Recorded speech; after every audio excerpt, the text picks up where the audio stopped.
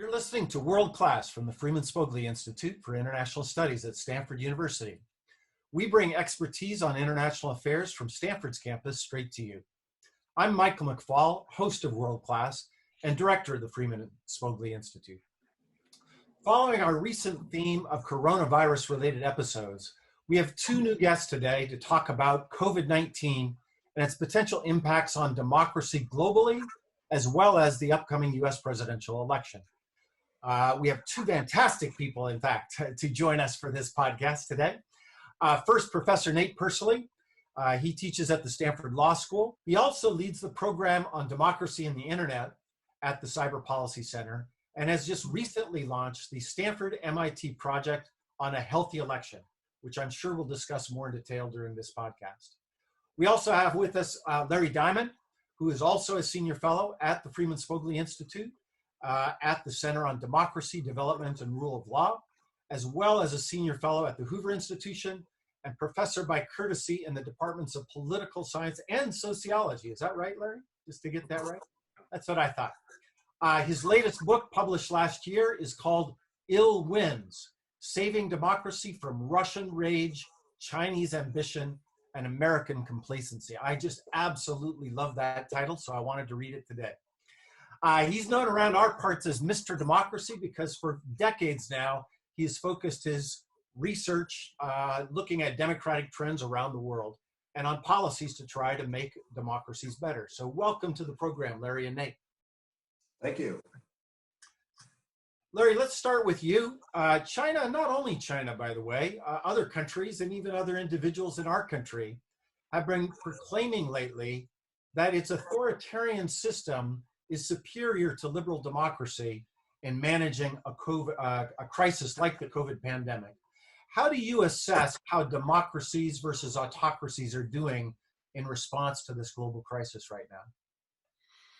Well, I think we need to be a little bit humble in making assertions because if we're still in inning 2 of a 9-inning game to beat back and control this virus, we should be a little cautious in making presumptions about how it's going to come out. But what we know, Mike, so far is the following. First of all, the virus was initiated. There's really no empirical basis for disputing this. The virus began in one of the world's most authoritarian regimes, namely the very same country, China, that is claiming it has a superior model. It went from being an emergent problem to being a crisis, to being an epidemic, and to then leaking out and becoming a pandemic globally because China suppressed information about it, refused to share information about it initially, and people were afraid to send up bad news to the chain of command in China. The lack of transparency in China and the fear of delivering bad news to the emperor enabled this to become a global pandemic. The second point to be made is that while China then had considerable success in suppressing the pandemic in Wuhan and containing it nationally, and again, we'll see how that develops over time, many other authoritarian regimes, including the one that you know best, Russia, are now wrestling with very serious outbreaks of this epidemic. And again, the lack of transparency and the corruption of many of these countries is contributing a lot to the inability to control the pandemic.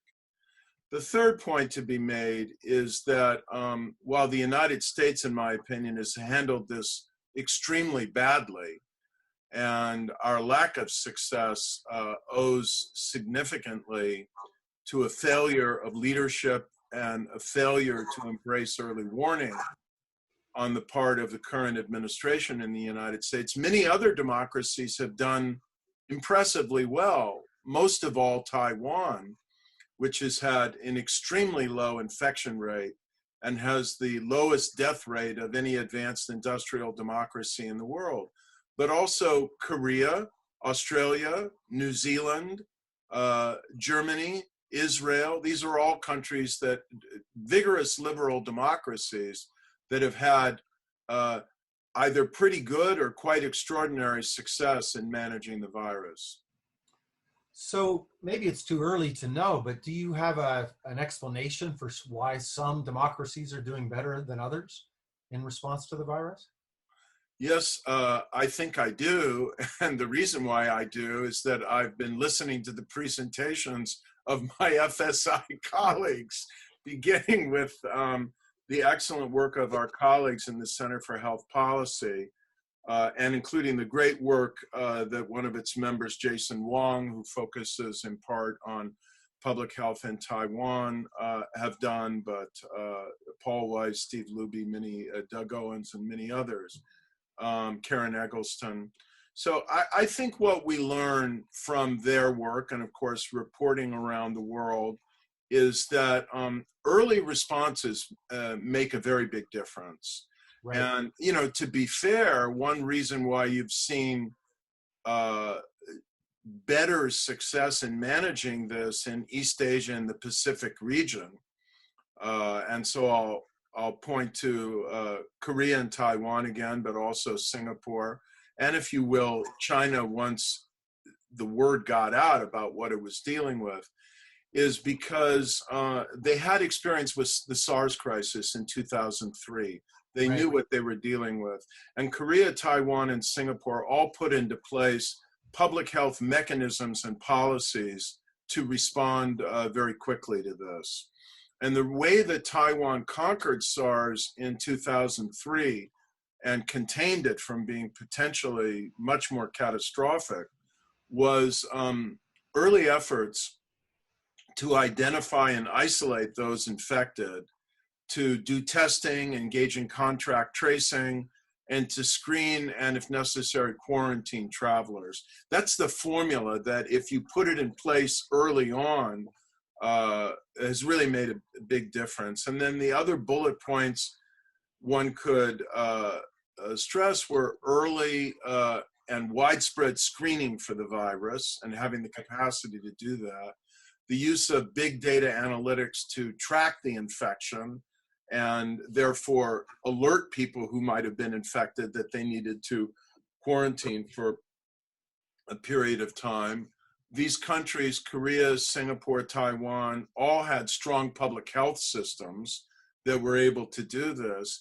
And they all gave authority for decision-making and reporting to a very clear, centralized coordinating mechanism.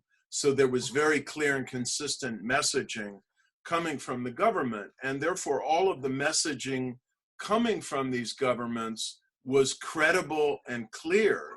And this built trust between the government and the public, and compliance from the public, because they knew they were getting trustworthy information. And they knew from the previous epidemic that they were going to have available for a future potential pandemic emergency, personal protective equipment, the face mask, the hand sanitizer, and the other gear that would be necessary. So they were also better prepared. Let's flip it around a little bit and talk about the pandemic, the coronavirus's effects on democracy. And well, maybe if we have time, we'll talk about throughout the world, but let's focus now on the United States.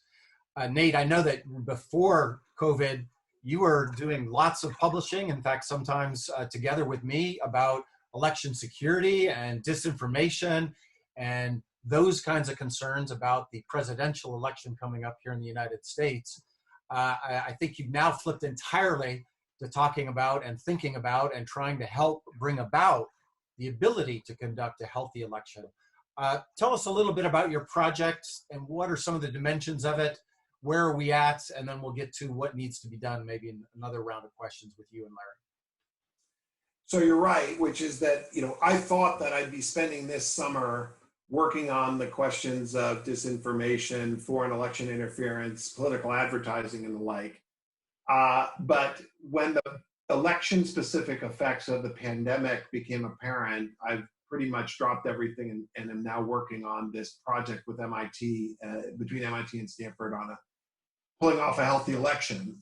Charles Stewart at MIT and I are working together. In some ways, I'm putting on a hat that I used to wear when I was the research director of the Presidential Commission on Election Administration. This was the a bipartisan commission that President Obama put together with also the lawyer for the Romney and Bush campaigns to deal with things like natural disasters in voting and long lines at polling places and the like. And so what we're seeing is that all of the sort of inherent dysfunctions of the American electoral system are now sort of exacerbated by the presence of the virus. And so all of these problems, whether it's long lines in polling places, decentralization of election administration, other types of problems that we see in the administration system in general, now we have to overlay upon them the problems that are specific to the virus. That includes disinformation, by the way. Right. The disinformation problems have now disappeared. They're just sort of turbocharged in an environment where disinformation is not just election specific, but also related to the virus and the like. And so the project that we're doing is really to try to get the basics in place to pull off this election, to make sure that as many voters can vote by mail as possible, and any voter that votes in a polling place will not be taking their life into their hands. And so those are the solutions. Those are basically the options on the table. And the time is ticking right now because we really only have a few months if we're going to try to pull off this election and get the local officials the resources that they need. So let's dig into that a little bit. And Larry, jump in at any time. First, Nate, just tell us how many states currently can vote by mail? How difficult would it be for all 50 states to move to vote by mail by the November election? So there are only 5 states right now that are total vote by mail. That's Oregon and Washington, Colorado, Utah, and Hawaii. California has now said we are going to move to vote by mail, which is not as big a transition, even though it's an enormous state and it's going to take Herculean effort. Because you had 2/3 of voters who are voting by mail anyway in California, it's not as difficult.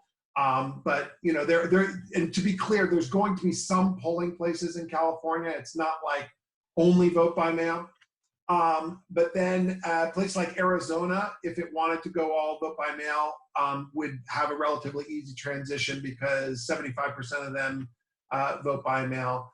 But then in the rest of the country, you basically have a mixture of no excuse absentee balloting, which means you have to apply for a ballot, but anytime you apply for a ballot, it will be granted. And then predominantly in the South, but in parts of the interior of the country, you have excuse required absentee balloting. And so a lot of these states that are moving, that have those requirements are now trying to deal with the question, well, how do COVID-specific reasons jibe with the laws that require excuses for mail balloting? So right. Reasonable to say, look, yes, I deserve an absentee ballot and I want to vote from home because I don't want to risk my life by going to a polling place. And different states are sort of accommodating those kinds of requests.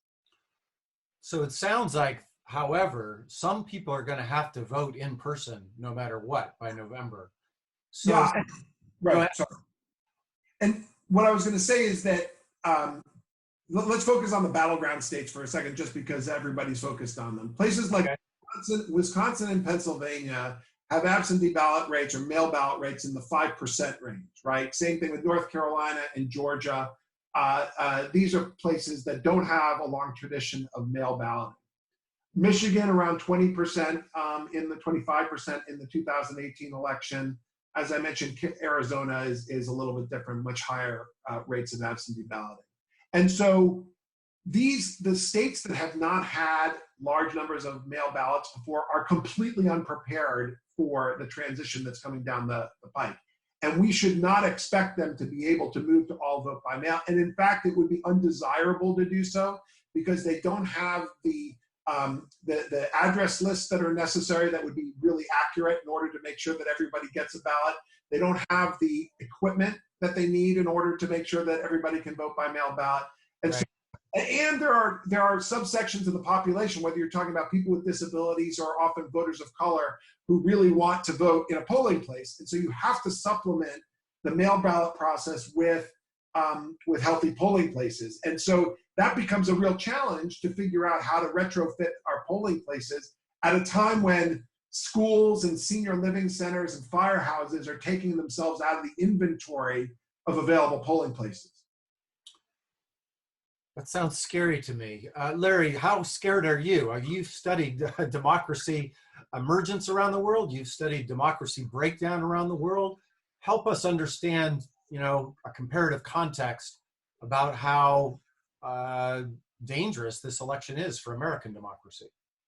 Well, let me begin by saying that there is nothing that will happen in this calendar year, and probably considerably into the future, that will have a bigger impact on the prestige of democracy in the world and the claims of authoritarian superiority that are being advanced cynically in the world today, than whether or not the United States can hold a healthy, credible, inclusive, free and fair election.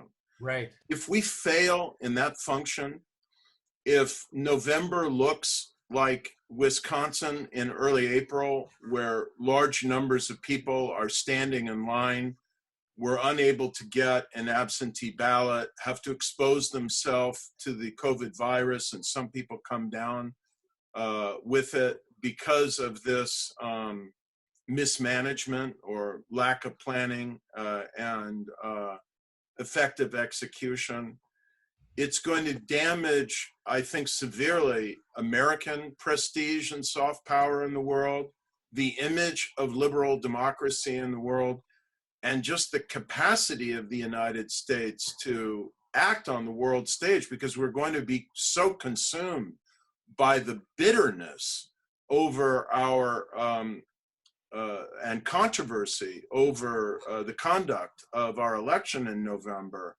that it's going to tear us into pieces. And the only way to preempt that descent into, I'd say, polarization squared is to have a credible, transparent, inclusive, free and fair, technically competently run election. And this is why I keep saying to people, Nate is my hero. He's trying to save American democracy. It's all on you, Nate. It's all on you. Don't mess up, Nate, personally. But beyond that, Nate, and Mike, I do want to flag one other dimension, which I've flagged to each of you individually in recent days, and I know you're concerned about both, that I think we should not lose focus of, which Franklin Foer has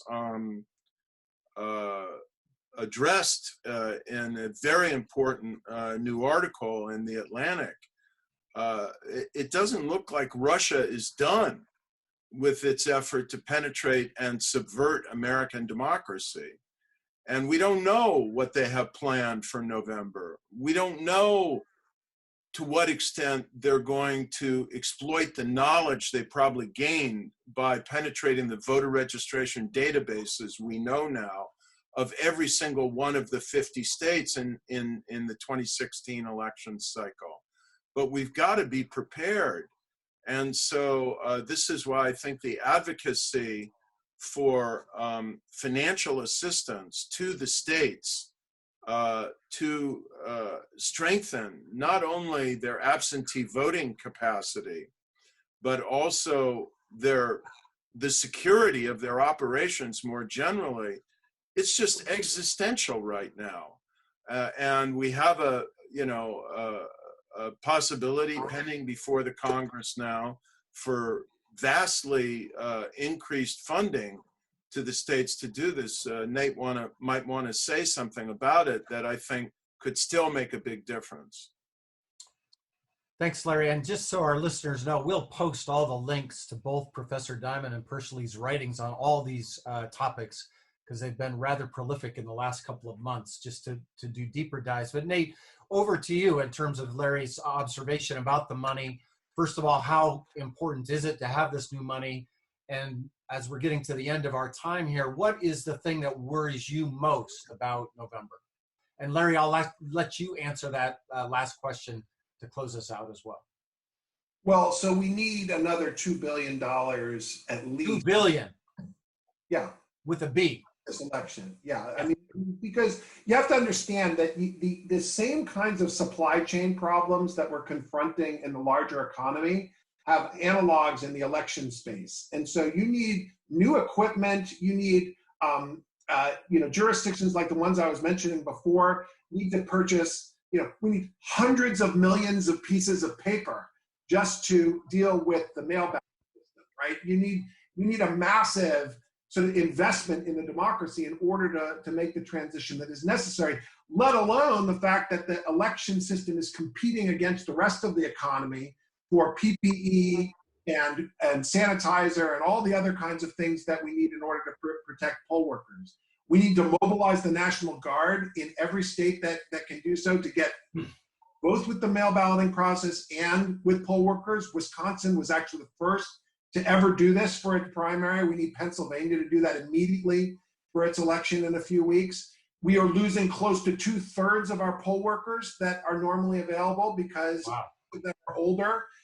Because the average age of a poll worker in the U.S. is between 65 and 70, and they're not going to be wanting to show up. We are losing half of our polling places because the polling places either are not conducive to social distancing, or they're the kind of places where they don't want 700 people coming through on a given day. And so all of this requires money and planning. And so the states and localities need the funding immediately in order to make the procurement decisions for the fall.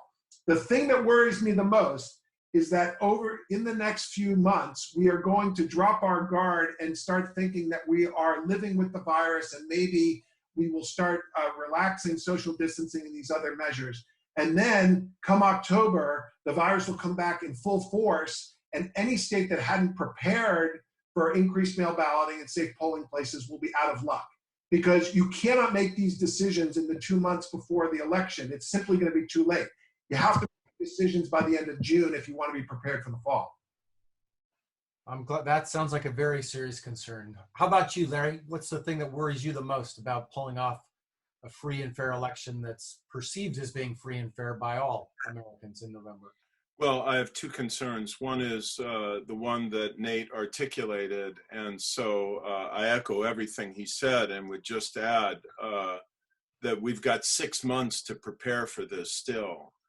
Or nearly 6 months now, and to put in place the equipment, the training, the new procedures and rules, the recruitment of new personnel. I think we could mobilize college students, many of whom will be, not even be on their campuses in the fall, but will be back at home in their communities with, frankly, free time on their hands. There's a lot we could do with proper planning, and if we fail to do it with all this advance warning and counsel, and with knowing that we have the means to do it and understand what needs to be done, it will really be a historic and extremely costly failure for American democracy. The other thing I worry about with that same urgent imperative is, again, to defend our system against subversion, which I think now runs the risk of being much more sophisticated and even much more difficult to trace.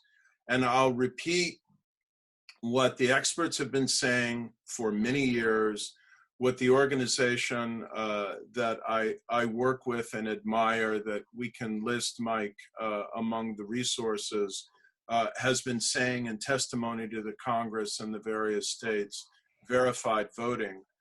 There should never be an election of any consequence in the world, but certainly not in the United States, for any position of governmental power that doesn't leave an auditable paper trail, where if you have machine voting, and I think we should try and get away from it this November, in part because of the transmissibility of the virus on the touch screens. But if you do have machine voting, it's got to produce a paper trail that can be audited and recounted. And that's why we shouldn't have internet voting. And it's a reason why we need to replace the voting machines in many states for this November. And if we don't do that, we could have an external power or a hacker of some kind changing the results and not even be able to demonstrate what happened. Wow. Well, this has been very sobering, but I also just want to thank you both for the work you're doing to try to allow us to have the election that we all deserve in November.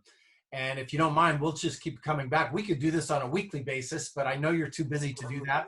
But I hope you'll come back and join us for another edition of World Class sometime soon in the future. My pleasure. Thank you. Yeah, thanks for being here. You've been listening to World Class from the Freeman Spogli Institute for International Studies at Stanford University. If you like what you're hearing, please review us on Apple Podcasts. We'd love to know your thoughts. And to be sure to subscribe to Apple Podcasts, Spotify, Overcast, or whatever you're listening to.